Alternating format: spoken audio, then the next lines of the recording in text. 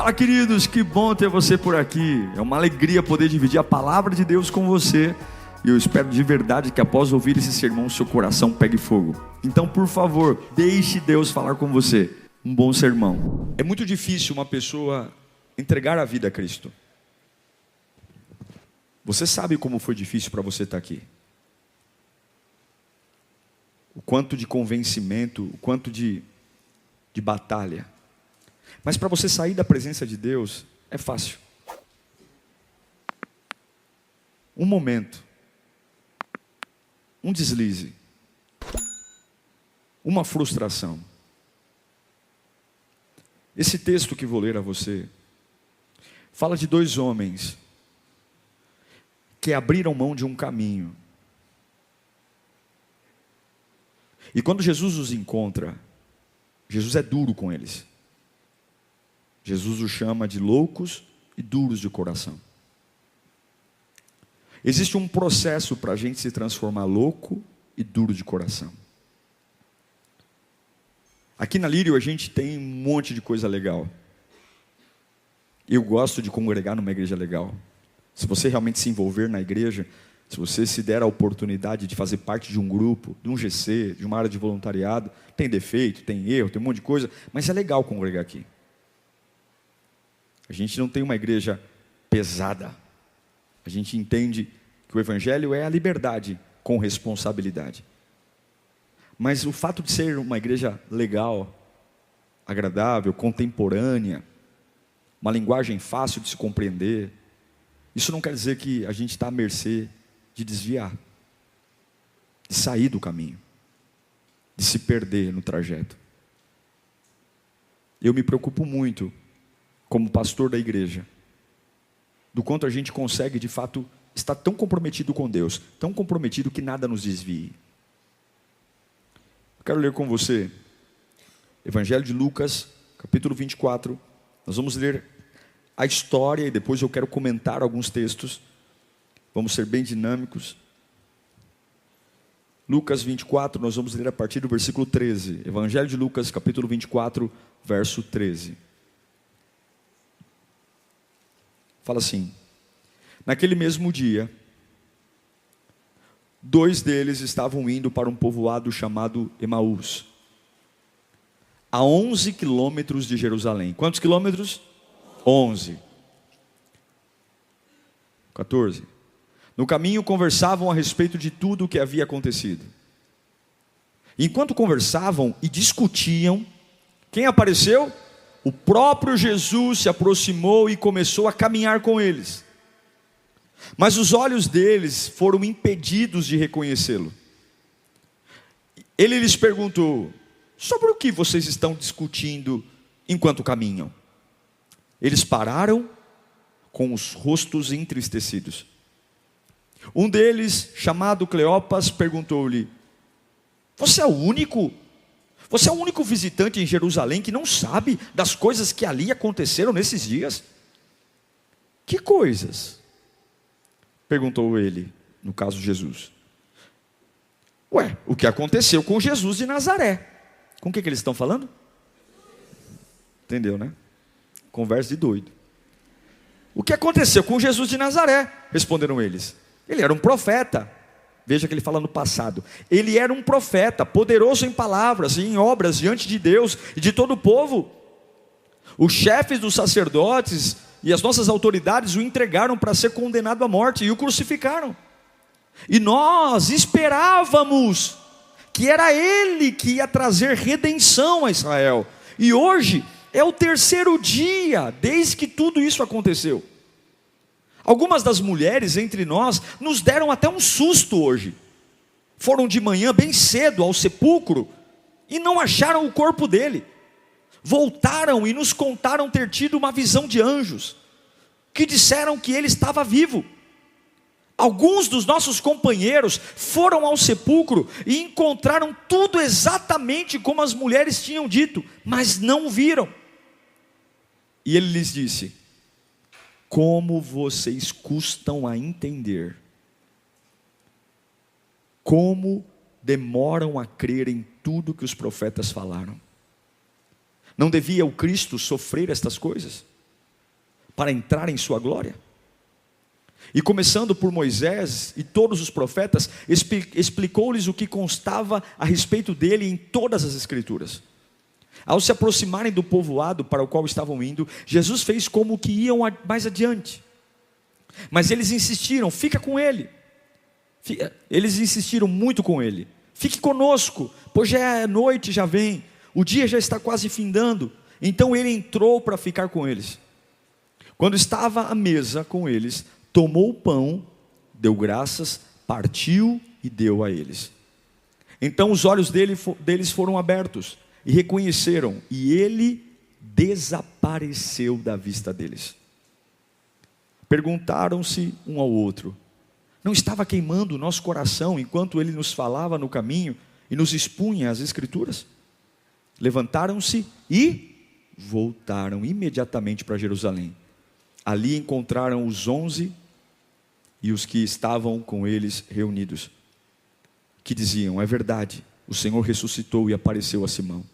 Último texto. Então os dois contaram o que tinha acontecido no caminho e como Jesus fora reconhecido por eles quando partiu o pão. Vamos orar. Senhor, é a tua palavra, é a tua palavra, é a tua palavra. A gente não quer estar acostumado com ela, arde o nosso coração. É a tua palavra. Visita a tua igreja, visita os teus filhos, visita a nossa vida, meu Deus. Visita, Senhor. Tira-nos da loucura, tira-nos, Deus, tira-nos da incredulidade. Derrete o nosso coração como já derreteu um dia. Acorda-nos para viver os teus milagres e para sentir a tua presença. Por misericórdia, fala conosco, meu Deus, em nome de Jesus, amém. Já li esse texto várias vezes, já tive a oportunidade de pregar, mas hoje eu estava percebendo o quanto Jesus foi duro com esses dois homens. Duro no sentido de dizer: meu, se toca. Em outras versões, o versículo 25 de Lucas 24, Jesus diz: ó nécios, nécio é louco, e tardios de coração. Jesus é muito duro com esses dois homens, porque eles abandonaram tudo. Domingo de manhã, o corpo sumiu. Domingo de manhã as mulheres foram perfumar o corpo não estava lá, a pedra estava removida. As mulheres saem esbaforidas, dizendo: olha, ele não está lá mais. Os homens vêm, mas nesse interpérie de ele está, não está, dois homens abandonaram tudo. Abandonaram tudo, porque a gente é assim. Quando a gente não entende, quando a gente não lembra, quando alguma coisa não sai como a gente queria, é mais fácil abandonar, é mais fácil largar, é mais fácil jogar tudo para o alto, é mais fácil encontrar um culpado, é mais fácil mudar a vida, é mais fácil. Esses dois homens largaram tudo, abandonaram seu ministério, abandonaram sua igreja, abandonaram sua fé e foram andando porque afinal de contas Jesus não fazia mais sentido. A fé não fazia mais sentido. E aí a gente olha para esses dois homens, e a gente olha para a quantidade de pessoas que se desviam hoje. Gente que um dia já foi fervoroso na fé, já chorou no altar, gente que já falou: eu mato e morro pela minha fé. E você olha para a pessoa hoje e você fala: meu Deus, cadê? Cadê essa pessoa? Onde está? Cadê? Está irrecuperável, irreconhecível. Muitos abandonaram a igreja, abandonaram a fé, muitos não oram, muitos fizeram da vida cristã, reduziram a vida cristã a um caminho de Emaús. O caminho de Emaús representa aqueles que simplesmente não faz mais diferença. Não faz mais diferença Jesus, não faz mais diferença a fé, não faz mais diferença estar em Jerusalém, não faz mais diferença ser discípulo. Eu vou para Emaús. O que é Emaús? Não é nada. O que tem em Emaús? Não tem nada. Mas eu estou tão perdido que eu saio andando. E são essas palavras que Jesus diz para esses homens: vocês são loucos e duros de coração. Vocês são loucos e duros de coração. Vocês se perderam. Vocês se perderam em tudo. Vocês esqueceram quem eu sou.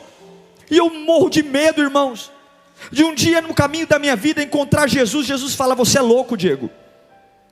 Você é louco. Você está misturando a realidade que é a minha voz com o que o mundo diz. Você é um duro de coração. Você é um bicho ruim. Você não entende o que eu faço. Esses dois homens, eles estavam desviados. Eles largaram tudo. Eles viram Jesus, ouviram Jesus, sentiram Jesus, foram convertidos ao cristianismo. Mas num final de semana, que as coisas não aconteceram como eles queriam, eles desviaram.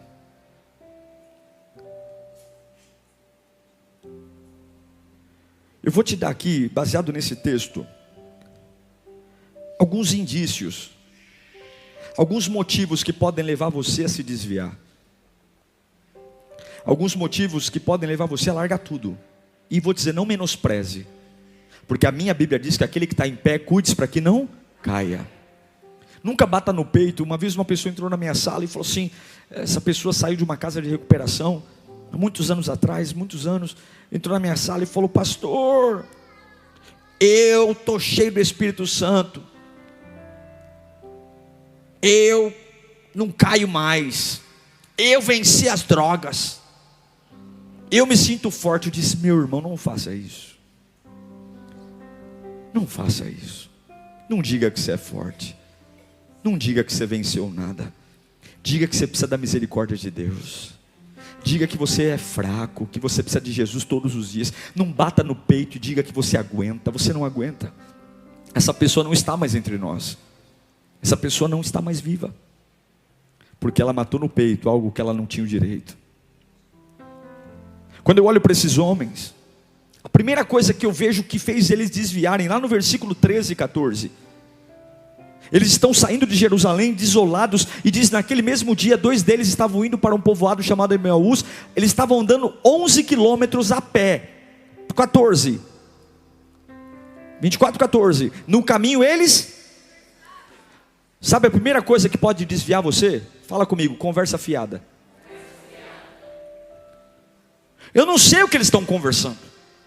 Eu só sei de uma coisa, que essa conversa está matando a fé. Essa conversa está matando a convicção. Essa conversa está os afastando de Jerusalém. Essa conversa está fazendo eles esquecerem quem é Jesus. Jesus se tornou alguém do passado. Essa conversa está matando. O que tinha em Emaús? Não tinha nada. Emaús era uma aldeia inexpressiva, pequena. Não tinha história, não tinha nada. E eu só sei que no meio desta conversa, eles estão indo. Tome cuidado com as conversas que você tem. Tome cuidado com as conversas que você costuma ter. A Bíblia fala muito de Cleopas aqui. Eu não sei qual dos dois era mais incrédulo, mas a Bíblia cita Cleopas. E a Bíblia diz que eles iam conversando. E essa conversa ia os afastando de Jerusalém, e os afastando do propósito, e os afastando da presença, e os tornando loucos e duros de coração. Que conversas você tem? Que tipo de pessoas você conversa? Que tipo de assuntos você tem? Igreja não é política. Vida com Deus não é comunidade. Nós não somos neutros. A gente precisa entender que tipo de conversa nós estamos tendo, porque tem muita conversa gostosa, legal, agradável, que está me tirando de Jerusalém, está me arrancando do propósito, está me tirando da vida com Deus. Eu converso, eu dou risada, eu brinco, eu converso, mas cada dia, cada passo, cada minuto, eu estou mais longe. Ter amigos é saudável, ter pessoas com quem desabafar é saudável, mas cuide-se. Há muitos Cleopas perto de você, muitas pessoas mal resolvidas em relação a Deus, muitas pessoas mal resolvidas em relação à oração, em relação à vida com Deus, e elas vão começar a dizer o seguinte, que aquilo que você deveria entregar à sua vida, já não vale mais a pena. Ah rapaz, esse negócio de igreja não vale a pena, esse negócio de fé é bobagem, esse negócio de servir a Deus é coisa de doido, esse negócio de santidade é bobagem, o negócio é curtir. Tome cuidado com os Cleopas que estão no seu caminho. Tome cuidado, porque Jesus olhou para esses homens e falou, vocês são loucos e duros de coração. Tome cuidado, porque Jesus é severo com eles. Que tipo de conversa você anda tendo? Que tipo de assuntos? Com quem você conversa? Que tipo de coisas tem alimentado a sua alma? Olha quem você já foi um dia. Olha onde você já esteve um dia. Olha quantas promessas você já teve. Olha quantas vezes Deus já falou que ia te usar. A gente tem um hábito de montar comitês de crise. A gente tem um hábito de se aproximar de gente diferente da gente em relação ao propósito de Deus, mas muito próximo em relação às nossas dores, muito próximo em relação aos nossos traumas, aos nossos vazios. Eu quero dizer, tome cuidado com as suas conversas. 11 quilômetros conversando sobre o quê? Sobre um Cristo que não ressuscitou? Sobre um Cristo que mentiu? Porque eles estão desistindo. Para eles Jesus foi uma fraude. Para ele Jesus não serviu de nada. Que tipo de conversa você tem? Vou te dizer uma coisa: antes só do que mal acompanhado. Cuide das suas conversas. Loucos e duros de coração nascem de conversas atrapalhadas. Cuidado com as suas conversas. Cuidado com a sua cegueira espiritual. No versículo 15 de Lucas 24, enquanto eles conversavam e discutiam, quem apareceu lá? O próprio Jesus. Eles estão indo embora de Jerusalém porque Jesus está morto, porque Jesus não existe mais, porque o corpo sumiu. Mas enquanto eles vão conversando, o próprio Jesus se aproximou e começou a caminhar com eles. Eles estão tão compenetrados neles mesmos, eles estão tão compenetrados na humanidade, na dor, na decepção. Eles estão tão querendo falar deles, do como eles se sentem, que Cristo aparece ali. Cristo não aparece ali em forma de fantasma. Ele é o mesmo tom de voz, é a mesma cor de pele, é o mesmo cabelo, é o mesmo olho, é a mesma altura. Mas eles estão tão focados na sua própria dor, eles estão tão focados naquilo que está acontecendo fora deles, que eles não conseguem ter uma ligação com Deus. Eu vou te dizer uma coisa: se você não tiver visão espiritual, você não aguenta servir a Deus, porque o mundo é cruel, as pessoas são cruéis. Não dá para controlar os efeitos. O diabo não vai deixar de fazer o bom trabalho dele, que é roubar, matar e destruir. As coisas que você vive vão te frustrar. Tem que ter uma hora que você vai fechar os olhos e vai dizer: Pai, mostra-me a tua glória. Senhor, eu não aguento mais, porque de um lado um reclama, do outro lado o outro desvia, do outro lado o outro bebe, do outro lado um morre, o outro nasce, do outro lado um perde, o outro ganha. A vida é uma loucura, a vida não é um conto de fadas. E se eu não conseguir nos caminhos da minha vida encontrar Jesus, eu vou enlouquecer. Sabe por que nós nos tornamos pessoas loucas e duras de coração? Porque a gente parou de perdemos a nossa conexão com Deus. A gente não ora mais, a gente não sente mais. Jesus está do nosso lado falando com a gente não conhece, a gente não sente, não percebe. A barriga não dá mais frio na barriga, não dá aquele arrepio, não dá aquela vontade de clamar. Acaba o culto, a gente vai embora como se tivesse ido no shopping. A gente não ora em casa, a gente não reconhece. Esses dois homens estão tão focados na sua dor, que Jesus tanto faz como tanto fez. E eu vou te dizer uma coisa: voluntário, mais do que servir na igreja, ame Jesus. Líder, mais do que servir na igreja, ame Jesus. Membro, mais do que estar aqui de quinta e domingo, ame Jesus. Reconheça a voz do teu mestre, observe. Ele olha para Jesus, olha que cena patética. Eles olham para Jesus e falam: ué, você é o único que não sabe o que aconteceu? E Jesus fala: o que aconteceu? Crucificaram Jesus. Eles estão falando com Jesus. Eles estão falando com Jesus e estão perguntando para Jesus, que ele não sabe o que aconteceu, que mataram Jesus. Se a gente não tem visão espiritual, a gente é enganado. Por que você não está indo para a igreja? Porque eu estou chateado. Por que você não estou te vendo? Porque eu estou frustrado. Por que você não... não tem sentido, eu não consigo enxergar Jesus, eu não consigo. Pelo amor de Deus, abra a sua visão espiritual. Jesus é vivo, Jesus é real. Senão nós vamos fazer papel de ridículo.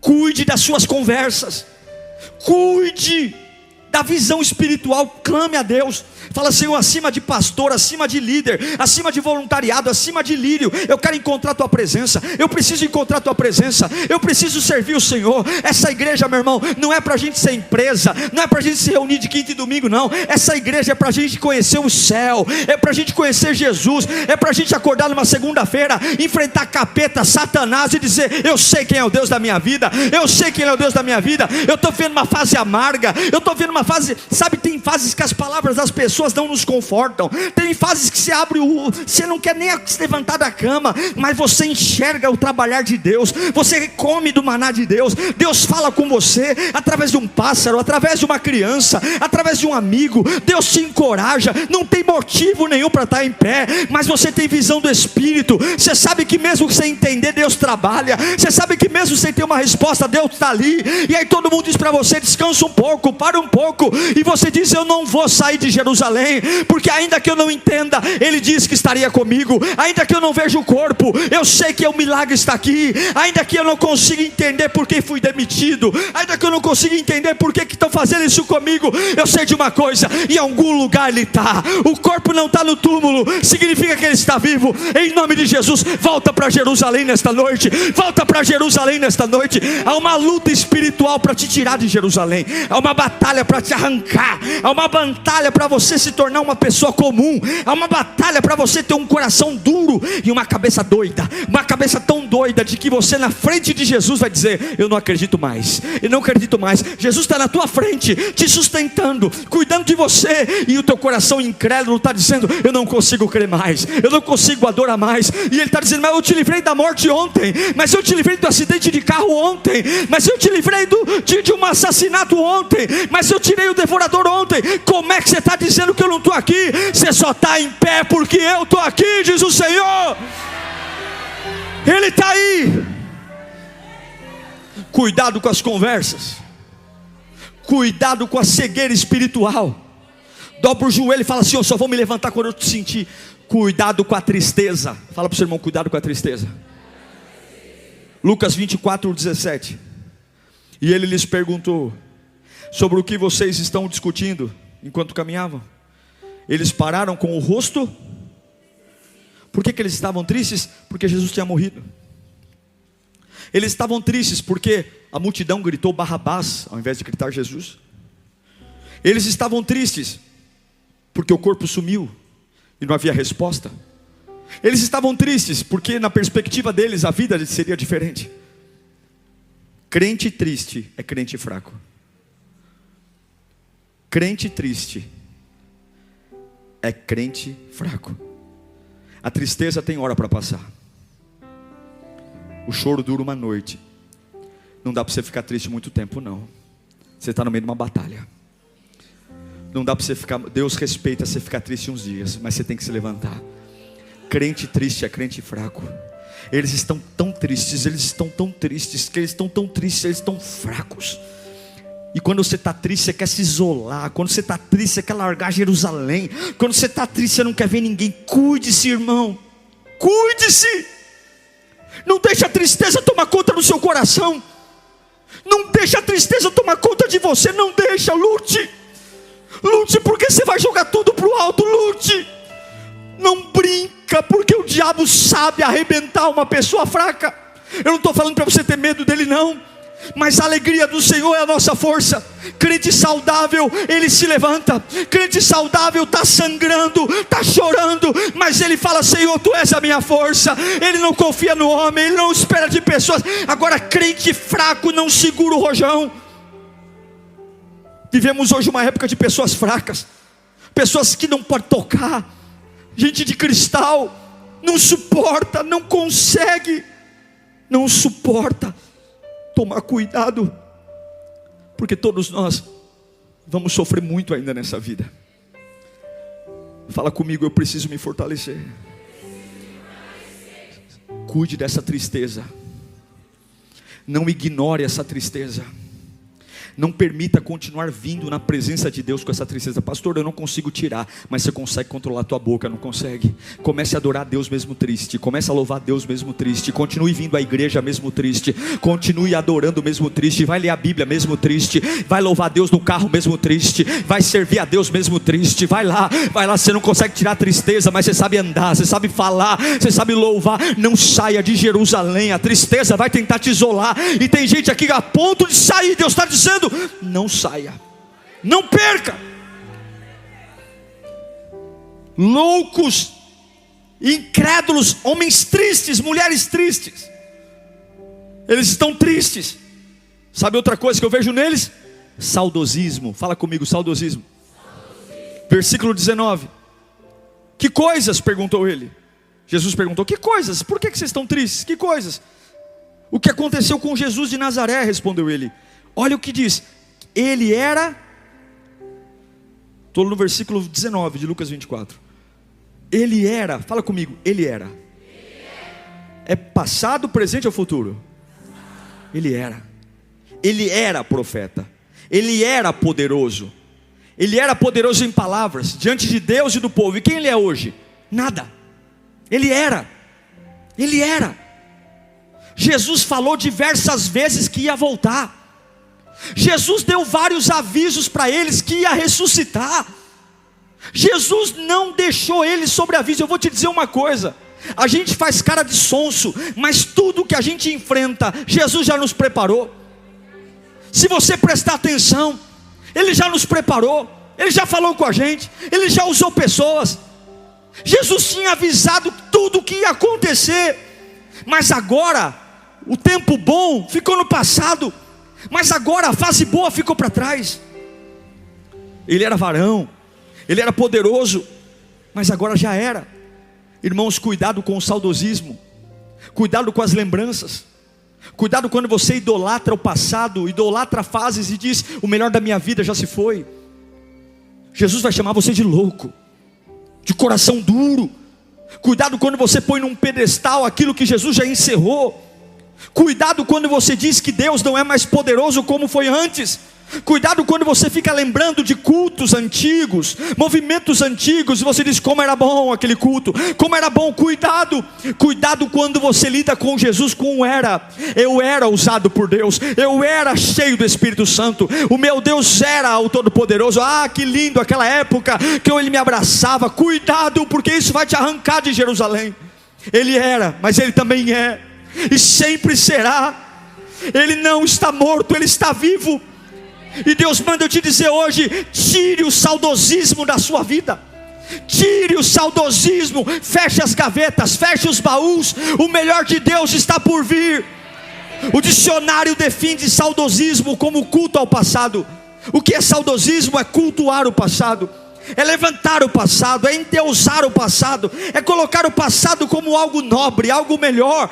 Mas o nosso Deus não está morto.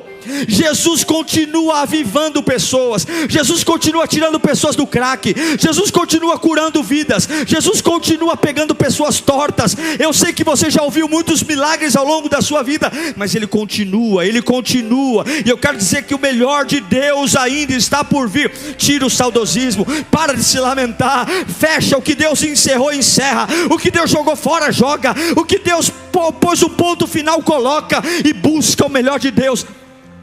Ele era, não, Ele não era, Ele é. Ele é. Esse culto pode ser o melhor culto da sua vida.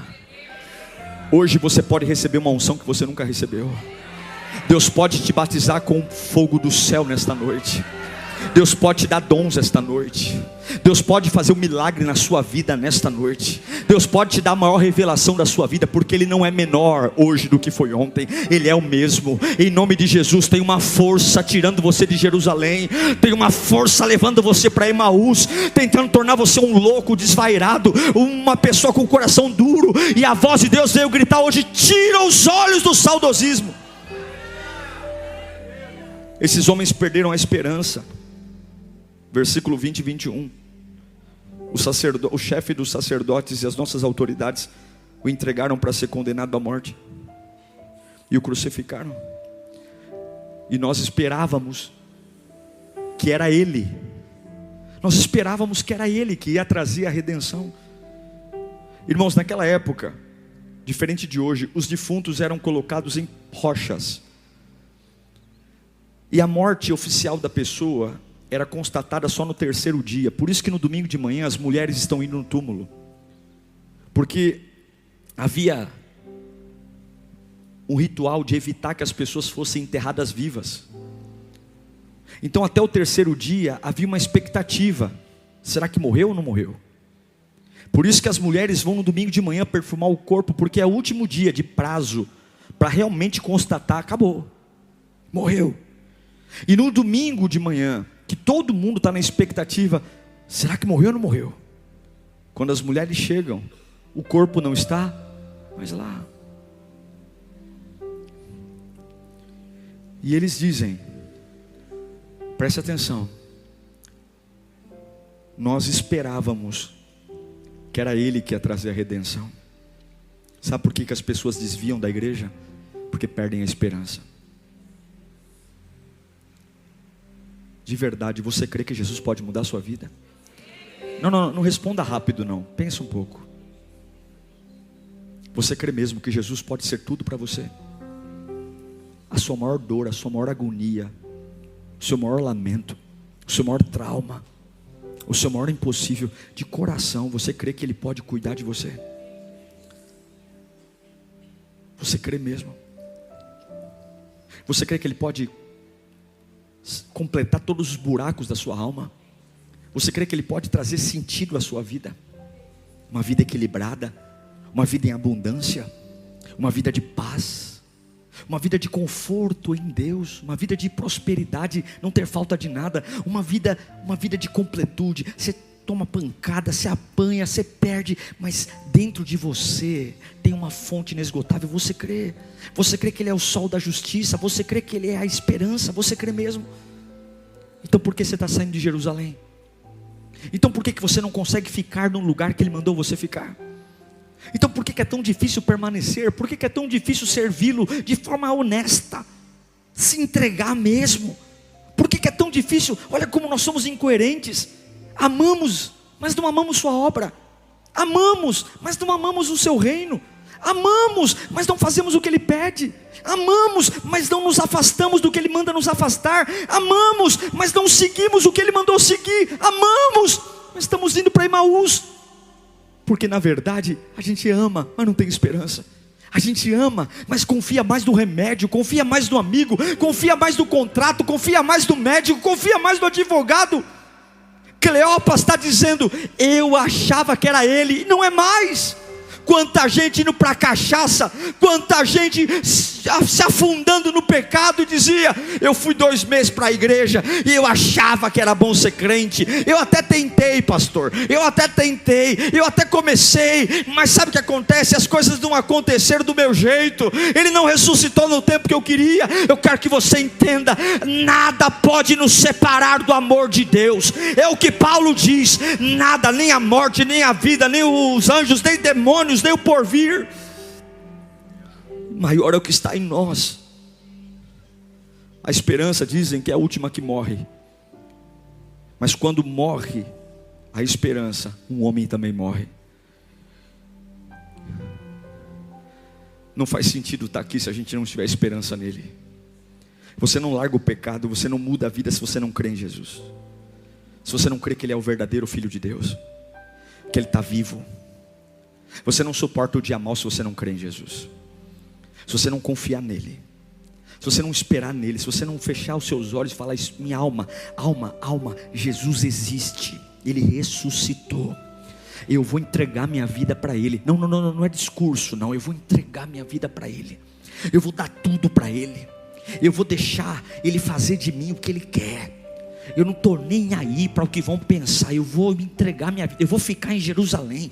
O corpo não apareceu, mas um dia Ele disse para mim que Ele ia cuidar de mim. Está tudo estranho, está tudo confuso, está tudo bagunçado. Não é a vida que eu esperava, não é o jeito que eu esperava, mas eu não sou louco. Ele não é louco. Ele falou para mim que cuidaria de mim, e o meu coração é sensível à voz de Deus. O meu coração vai ficar enrijecido para a voz dos homens, para a voz do capeta, para a minha voz, mas Ele disse que cuidaria de mim. E Deus manda dizer: começa a lembrar de tudo que eu já te prometi. Começa a lembrar por que você esqueceu, por que você está abandonando Jerusalém, por que você está indo para lugares nada a ver. Eu vou cuidar de você.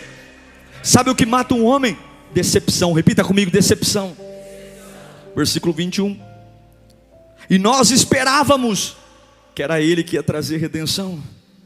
Você vai se decepcionar com gente, você vai se decepcionar com homem, você vai se decepcionar com pessoas, você vai se decepcionar com amigos, você vai se decepcionar com um monte de gente. Mas o pior, eles estão decepcionados com Jesus. A minha Bíblia diz que quem crê jamais será confundido.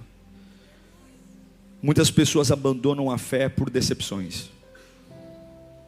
Eu estou decepcionado. É a desculpa de hoje. Por que você não vai a uma igreja? Porque eu estou decepcionado. A primeira decepção tem que ser você mesmo. Porque você rebaixou a fé a uma pessoa. As pessoas vão falhar com você. Os lugares vão falhar com você. Mas você não pode deixar de acreditar no que Jesus disse. Você não pode deixar. Está decepcionado, a culpa é sua. Está chateado, a culpa é sua. Eu garanto que Jesus não falhou. Jesus nunca falhou. E não é porque você não entendeu que Ele falhou. Ele não tem obrigação de nos explicar nada. Ele não tem obrigação de sentar do meu lado e explicar o plano. Ele apenas pediu uma coisa: confia no propósito. Fique em Jerusalém. Fica lá. Seja firme.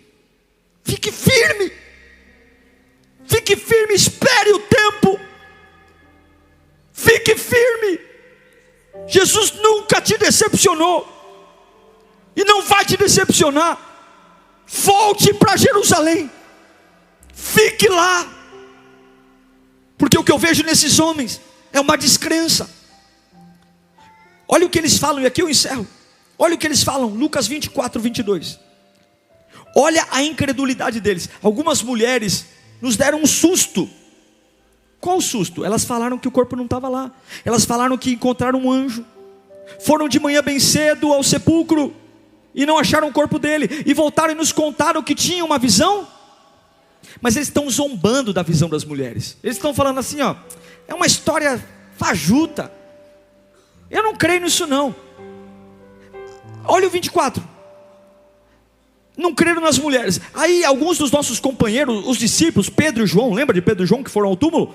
Foram ao sepulcro e contaram tudo exatamente como as mulheres disseram.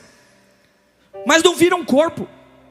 E eles disse, como vocês custam a entender? Jesus falou, como vocês custam a entender? Como vocês são loucos. Como vocês são duros de coração. Está na cara, eu estou falando que estava vivo. Eu estou falando para você, o anjo apareceu. Eu estou ali, eu estou contigo e você não crê. Quando é que a gente vai dar ouvido ao que Deus está fazendo? As mulheres falaram, nós vimos um anjo nos contar que ele ressuscitou, mas não foi suficiente para acreditar. Quantos recados de Deus vão ser necessários para você acreditar que Ele está vivo? Quantos recados, quantos depoimentos. Quão duro está o nosso coração e quão louco nós estamos. Como é que os olhos deles se abriram? E aqui eu encerro. Jesus estava muito pistola da vida com eles, nervoso. Só que aí Jesus ia, tchau. E aí eles falaram, tá tarde, fica com a gente. Até então, eles não imaginavam que aquele homem era Jesus. E Jesus, de tanto que eles insistiram, Jesus ficou com eles. E aí Jesus entrou na casa, pegou um pedaço de pão. Lembra dessa cena? Que fez lá no cenáculo? Jesus pegou um pedaço de pão, partiu e disse... E deu graças ao Pai. Quando Jesus partiu o pão, aqueles dois homens disseram, é Ele, é Jesus. E Jesus sumiu, desapareceu. O que eu quero dizer? É que a única forma de deixarmos de ser duro de coração, a única forma de nós entendermos que temos que parar de ser loucos, doido, brigando por coisa idiota, ficando bravo por bobagem, chorando por coisas que não vale a pena, entristecido por coisas que eu deveria me alegrar, é insistir para Jesus ficar perto de mim. Os olhos deles se abriram quando eles insistiram. Fica comigo, fica comigo, Jesus, fica comigo. Olha, hoje nesse culto, Jesus veio atrás de você nesta noite. Nesse culto, Jesus está ouvindo as suas queixas. Tem muita gente aqui cheio de queixa. Eu não estou entendendo, eu estou triste, eu estou abatido. Jesus está falando ao seu coração, porque Jesus pregou para esses homens. Mas Ele espera uma coisa: convide Ele para ficar perto de você. Convide Ele. Eu não sei o quanto você já andou. Esses homens andaram 11 quilômetros. Foram 11 quilômetros andando para longe do lugar que deviam. Eu não sei há quantos anos você se afastou. Eu não sei quantas coisas você fez. Eu não sei quão distante você está. Mas Jesus não desistiu de você. Jesus não desistiu do plano. Ele veio atrás de você. Ele veio atrás de você no caminho da desistência. Ele veio atrás de você no caminho da dor. E hoje Ele manda eu dizer: filho, eu vou partir o pão aqui, aleluia. Eu vou partir o pão para que você recupere o seu chamado. Eu vou partir o pão para que você recupere o seu ministério. Eu vou partir o pão para que você lembre quem eu sou. Eu vou partir o pão para você calar a sua alma e dizer: meu Deus está vivo. Eu vou partir o pão para que você lembre os teus medos, que eu sou maior do que eles. Eu vou partir o pão para que você diga para o teu impossível: Jesus é maior. Eu vou partir o pão para que você pare com as conversas fiadas e volte para Jerusalém, porque logo logo será derramado um poder que você nunca antes viu. Logo logo eu vou derramar um poder de Pentecostes. Eu queria que você fechasse os seus olhos. Eu quero que você feche os seus olhos. Liga o teu pensamento em Deus. Nós não podemos nos tornar loucos. Nós não podemos nos tornar loucos, insensíveis, brigando por coisas idiotas, se afastando. Olha as conversas. Cadê a esperança? Para onde você está indo, pelo amor de Deus? O que você está fazendo da tua vida espiritual? Você rebaixou Deus ao quê? Jesus está dizendo: por que você saiu de Jerusalém? Por que você saiu de Jerusalém? Porque a vida está difícil? Por que você voltou a beber? Por que você voltou a fumar? Por que você mudou seus hábitos? Você sabe quão difícil foi a tua conversão? Você sabe que obra linda eu fiz na tua vida? Você sabe como eu te lapidei, como eu te usei? Você já ouviu minhas palavras? Você já sentiu a minha presença? Você já me abraçou? Você já quis entregar tudo para mim? Você sabe como eu sou o teu Deus? Você sabe o quanto eu te amo? Por que você está se afastando? Por que você está se afastando? Por que você está indo para um lugar que eu não quero? Mas eu te trouxe aqui para te resgatar, meu filho.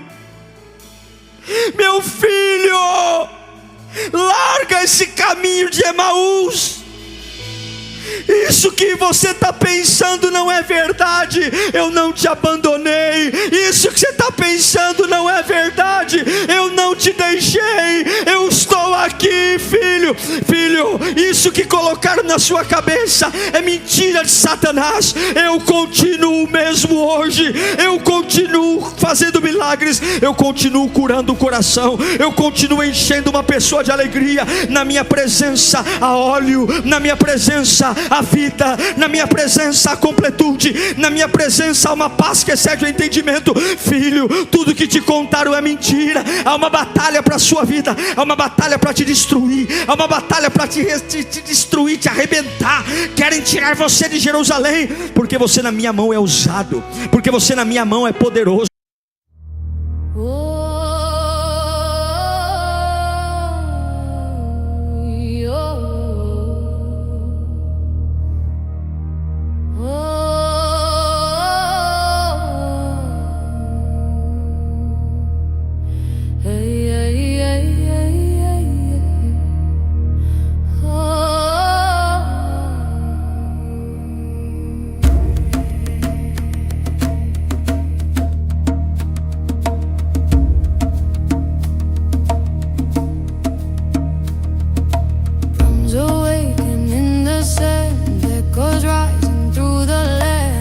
Steps carved by years untold, burning warm in ancient gold. Salted winds from distant days carry songs in hidden ways, calling back forgotten strides from the bones of ancient tides.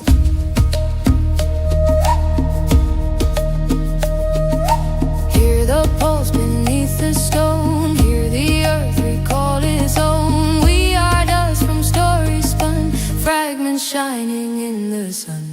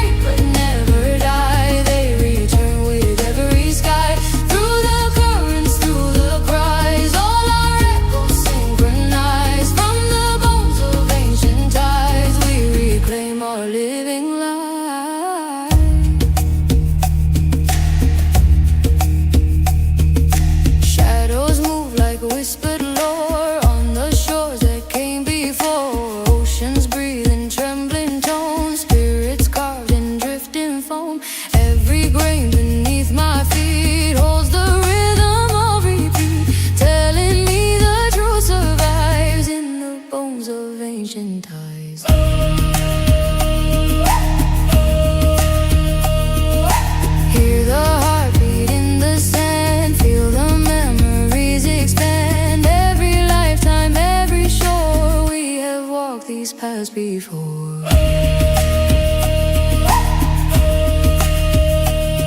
From the bones of ancient tides, we remember how to rise. Waves may break but never die. They return with every sky. Through the currents, through the cries, all our echoes synchronize. From the bones of ancient tides, we reclaim our living life.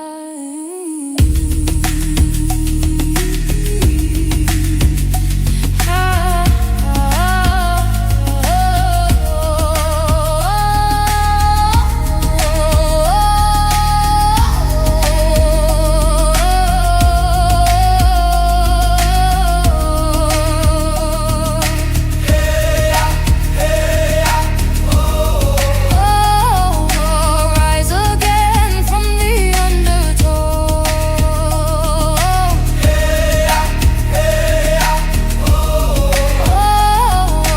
Carry fire where the rivers flow. Harmony hums with didgeridoo drone.